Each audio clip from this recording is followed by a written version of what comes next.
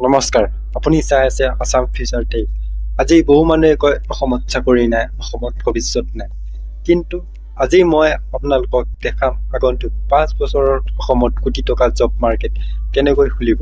এই ভিডিঅ'টো শেষলৈ চালে আপুনি বুজিব কোনটো স্কিল শিকিলে ভৱিষ্যত চিকিউৰ হ'ব। অসমত কিয় এতিয়া নতুন সুযোগ আহিছে। আগতে অসম মানে কি? খেতি পথাৰ, চাহ বাগান আৰু government job.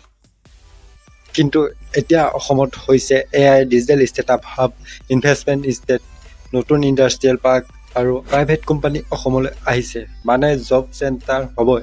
Bank, hospital, agriculture. আগন্তুক দিনত সকলোতে AI ইউজ কৰিব। অসমত ডাটা এনালাইজ কৰা মানুহ লাগিব। আগতে খেতি মানে আছিল কষ্ট, এতিয়া খেতি মানে টেকনলজি।